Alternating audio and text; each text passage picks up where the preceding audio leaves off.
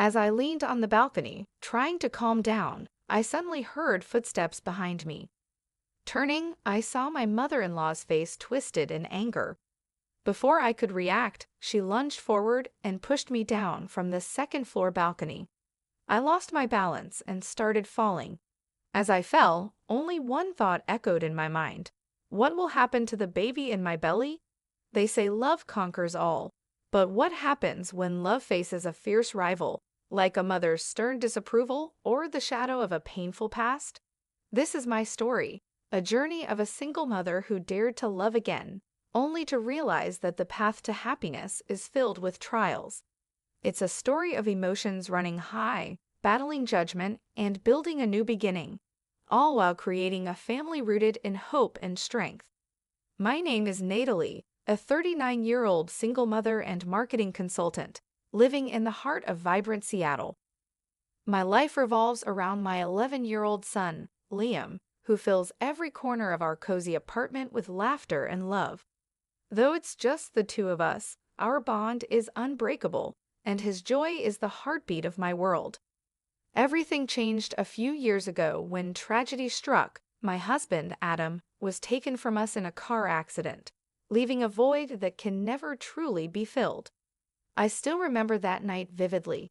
I was working late on a major client presentation when Adam tried calling me multiple times, but I was too engrossed to pick up. When I finally left the office, I was greeted at home by a police officer at my doorstep. "Ma'am, your husband has been in an accident," he said gently, yet his words shattered my world.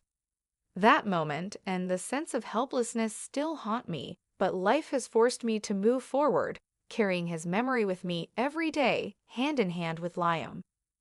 One day, while at the park, fate decided to change the course of my life again. Liam was on the swings, laughing as he soared higher. I was responding to work emails when I looked up and saw him losing his grip. "Liam," I shouted, rushing forward, but before I could reach him, a man appeared out of nowhere and caught him just in time. "Are you okay, buddy?" the man asked, helping Liam down. Relief washed over me as I approached him. "Thank you so much," I gasped, catching my breath. "Don't mention it," he replied with a warm smile. He looked to be in his mid-30s, with a kind face and a calm, reassuring presence. "I'm Jack," he introduced himself. I was out for a jog and saw him having fun, so I kept an eye on him just in case. I introduced myself, grateful for his help, and we struck up a conversation. Jack shared that he was a software engineer working nearby. Something about his easygoing nature put me at ease, and I felt comfortable sharing my story with him, explaining how I was navigating life as a single mom. Jack's kindness felt genuine, and we continued talking as we watched Liam play. After that day, Jack became part of our lives. What started as occasional conversations at the park soon turned into dinners together, and before long, our outings became a regular part of our routine. Liam quickly grew attached to Jack, looking up to him like a father figure, and I couldn't deny that my own feelings for Jack were deepening with each passing day. His presence slowly mended my broken heart, and I began to feel something I hadn't felt in years: happiness. One afternoon, Jack took us to the zoo. Watching Liam's excitement as he marveled at the animals made my heart swell with joy. As I stood there, lost in the moment, Jack gently took my hand. "Natalie," he began, looking at me with warmth, "you and Liam have brought so much joy into my life. I want to be with both of you, always." Tears welled in my eyes. "You make me happier than I ever thought I could be again," I whispered. In that moment, standing hand in hand, I felt like I had found the missing piece of my life. As our relationship grew more serious, Jack suggested that I meet his mother, Alice. He often spoke of her with admiration, describing her as a retired scientist who dedicated her life to her career. Though the thought of meeting her made me nervous, I knew that if Jack was this important to me, then meeting his family was the natural next step. When we arrived at Alice's house, my heart raced. She greeted us with an elegant yet stern expression, her posture straight and her gaze sharp. "Hello, Mrs. Taylor," I said warmly, handing her a box of gourmet treats as a small gesture of goodwill. Her expression remained unreadable as she said, "Ah, you're Natalie. Come in." Her home was immaculate, with every detail perfectly arranged, reflecting her meticulous nature. As we settled on the sofa, Alice's gaze remained cold, scrutinizing me. "Jack tells me you're a single mother and that you work from home," she stated with a hint of disapproval. I smiled, replying, "Yes, I'm fortunate to have a career that allows me to balance work and raising Liam." She pressed her lips into a thin line, muttering, "Working from home, how stable could that be?" Jack defended me, but Alice's expression stayed icy, dismissing my efforts to connect. Even when Liam sweetly tried to engage her, she replied coldly, "I am not your grandmother." The rest of the visit was tense, and I left feeling hurt and unsure about my future with Jack. Despite Alice's disapproval, Jack and I grew closer. A few weeks later, during a quiet dinner at our favorite Italian restaurant, Jack reached across the table and took my hands. "Natalie," he began with a soft, sincere gaze, "being with you and Liam makes me feel whole. I want us to build a life together. Will you marry me?" He opened a small velvet box, revealing a delicate ring. Overcome with emotion, I nodded, tears of joy filling my eyes. "Yes, Jack, I'd love to marry you," I whispered, barely able to contain my happiness. We were thrilled to start planning our future together, but as we made wedding arrangements, Alice's interference only intensified. She critiqued everything, from the guest list to the wedding venue, even insisting on choosing my wedding dress. One afternoon, while I was trying on a gown I loved, Alice arrived unexpectedly at the boutique, her presence as sharp as ever. "That dress doesn't suit you at all," she said flatly, her tone filled with disdain. "Pick something more refined." Before I could respond, Jack stepped in, his voice calm but firm. "Mom, please, let Natalie choose the dress she wants." But Alice was relentless. "A wedding reflects the family's reputation, Jack. My input should be considered." Overwhelmed by her demands, I ended up choosing a dress that met her approval, even though it wasn't my first choice. As we left the boutique, Jack squeezed my hand apologetically. "I'm so sorry, Natalie," he whispered. "No matter what, you'll be the most beautiful bride." It wasn't just the dress.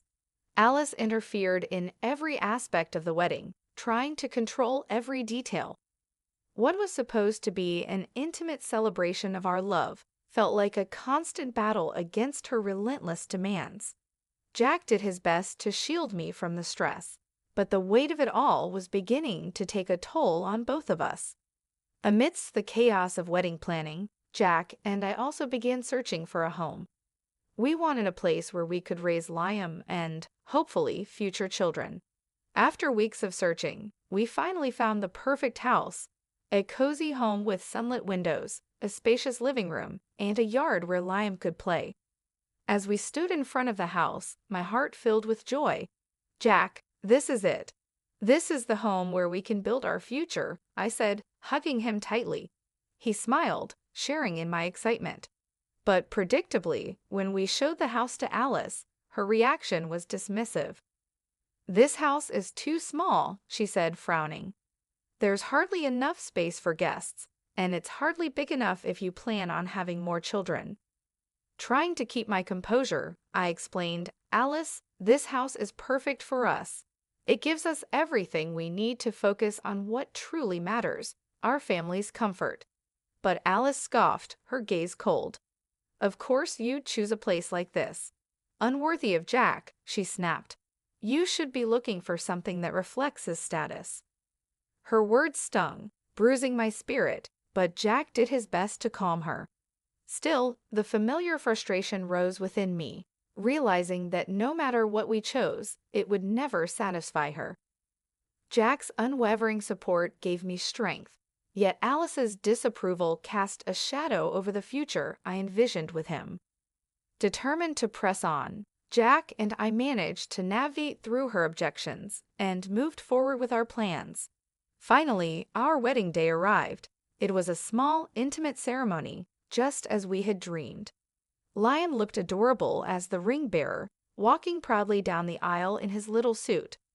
Watching him filled me with pride, and as I made my way toward Jack, my heart swelled with joy.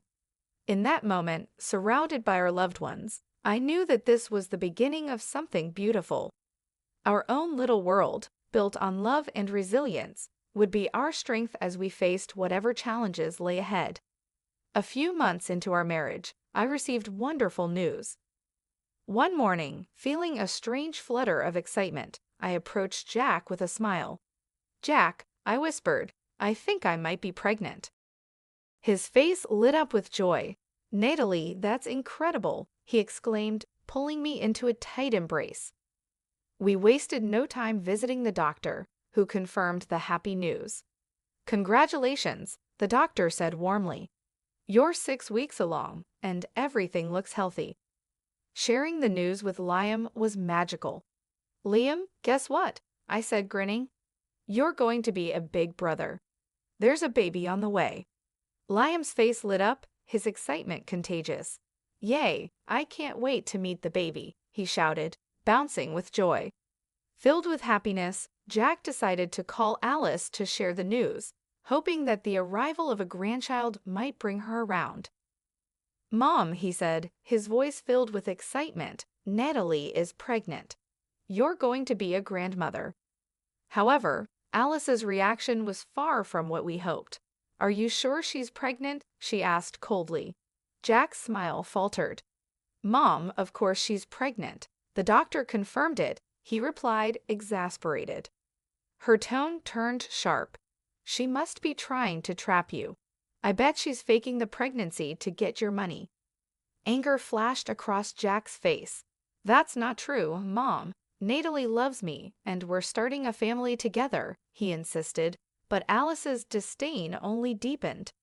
"You're being deceived, Jack. That woman is cunning. I can't believe you're falling for this." Frustrated, Jack hung up the phone, his face filled with regret. "Natalie, I'm so sorry," he said, taking my hands.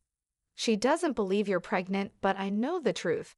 Don't worry, we'll get through this together." In the following days, strange things began to happen. While I was out shopping, I started feeling an eerie sense that someone was watching me. At first, I brushed it off as my imagination, but the feeling persisted, growing stronger with each passing day. One evening, I confided in Jack, my voice uneasy. "Jack, I think someone's following me." Jack's brow furrowed with concern. "I've noticed it too," he admitted.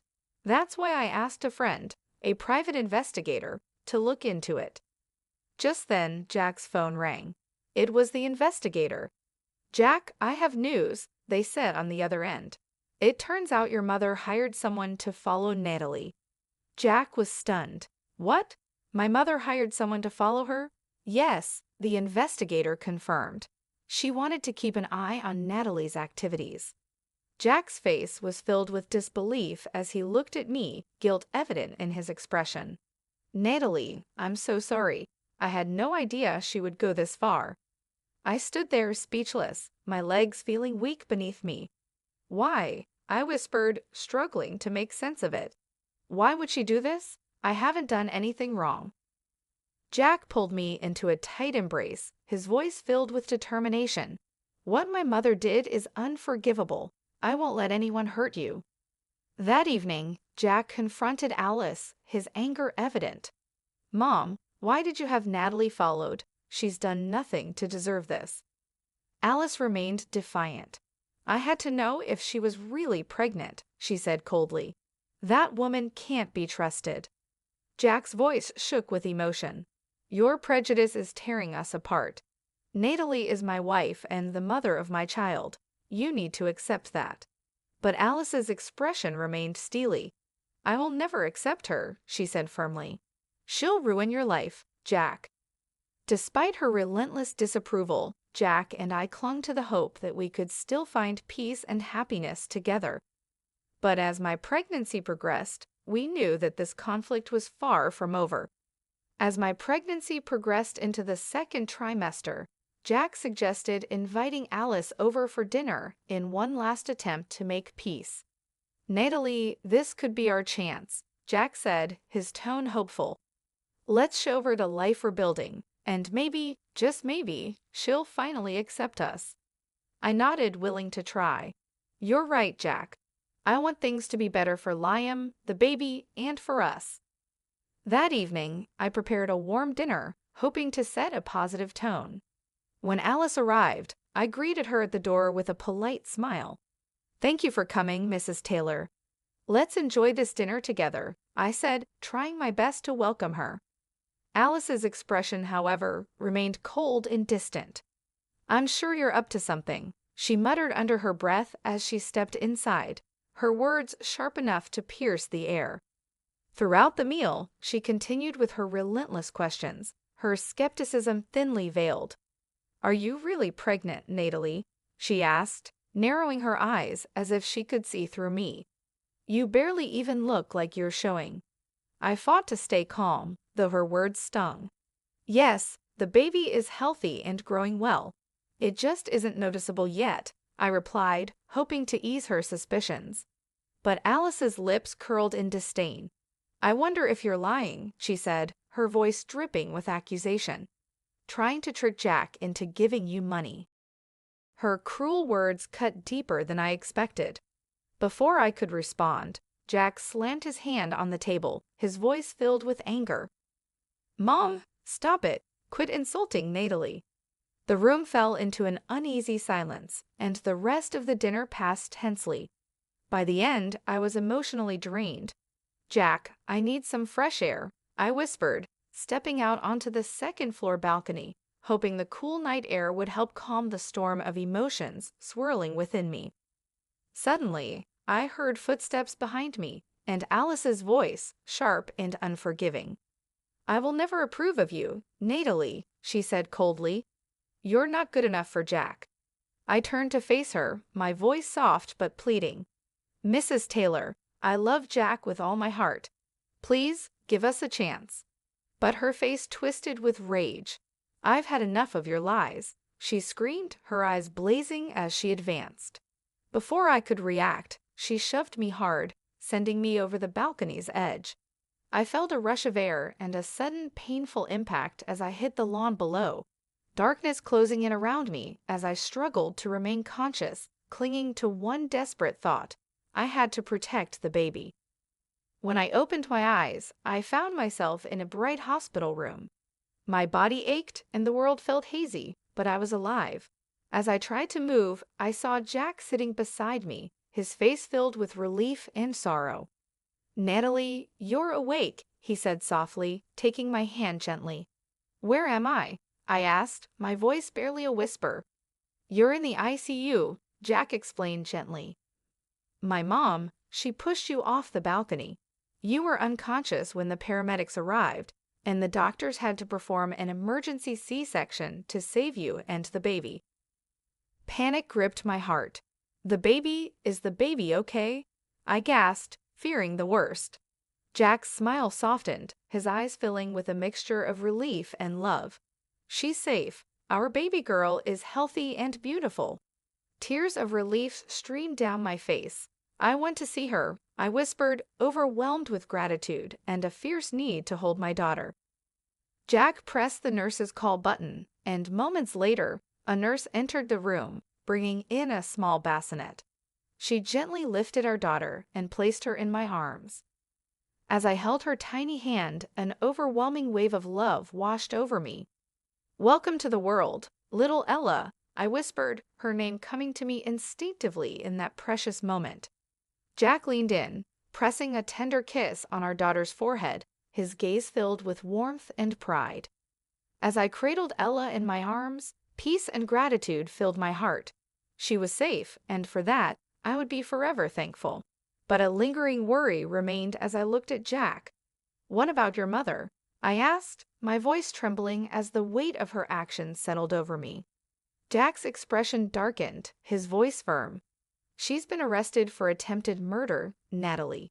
She'll face trial for what she did to you and our daughter. I nodded, absorbing the gravity of the situation. Holding Ella closer, I whispered, "Right now, all that matters is that we're together." Jack squeezed my hand gently, his gaze full of determination and reassurance. "We'll let the courts handle the rest, Natalie. I won't let anyone harm you or our family again." Alice's trial became a highly publicized event, with headlines capturing the shocking details. When the day of her sentencing came, Jack and I sat together in the courtroom, my hand tightly gripping his as we awaited the verdict. Alice showed no remorse, her face a mask of bitterness as she attempted to justify her actions. "That woman is a liar," she shouted in the courtroom, her voice sharp and venomous. "She only got pregnant to trap my son." But the evidence was overwhelming, and my testimony, along with witness accounts, painted a clear picture of her actions. After deliberation, the judge delivered the final judgment. "The defendant is hereby sentenced to 5 years in prison," the judge declared, his voice resonant and unwavering. A wave of relief washed over me as Jack helped me out of the courtroom. Reporters swarmed around us, microphones and cameras capturing every moment, but I stood tall, meeting their gaze with quiet strength. "Mrs. Turner, how you feel about the verdict?" one reporter asked, leaning forward eagerly. I held my head high, speaking clearly. "I did what any mother would do. I protected my child," I said firmly. "That's what any parent's responsibility is." Beside me, Jack held Ella in his arms, his voice filled with warmth as he added, "We'll move forward as a family, focused on love and resilience." In the months following the trial, life settled into a comforting rhythm. Jack found a renewed sense of purpose in his work, now free from the weight of family conflict. I juggled my business and caring for our family, rediscovering a joy and peace that I had almost forgotten was possible. One evening, Liam burst into the living room, his face alight with excitement. "Mom, Ella just took her first steps," he exclaimed, his eyes wide with pride. I hurried to the living room, my heart swelling as I watched our little girl, now a year old, take wobbly steps toward me on her tiny feet. "Ella, you're walking," I cried, scooping her up and covering her with kisses, tears of happiness filling my eyes. Later, when Jack came home, I shared the exciting news, and his face lit up with pride as he knelt beside Ella, ruffling her hair. "Good job, little one. You'll be running marathons before we know it." As we embraced our children, our hearts overflowed with gratitude for the family we had built, a family that had endured trials and emerged stronger. Gazing out the window at the golden evening light, I felt a deep peace, knowing that whatever challenges lay ahead, we would face them together, hand in hand. Thank you for joining Natalie's journey of love, resilience, and hope. When we face challenges from those who are supposed to support us, it takes courage and strength to rise above. Natalie found her happiness by standing firm for her family, proving that true love and resilience can overcome even the toughest trials. What did you think of Natalie's story? Would you have done anything differently in her place? Share your thoughts in the comments and let us know your favorite moment from Natalie's journey. Don't forget to like, subscribe, and stay tuned for more powerful stories about love, strength, and the incredible courage it takes to build a better future.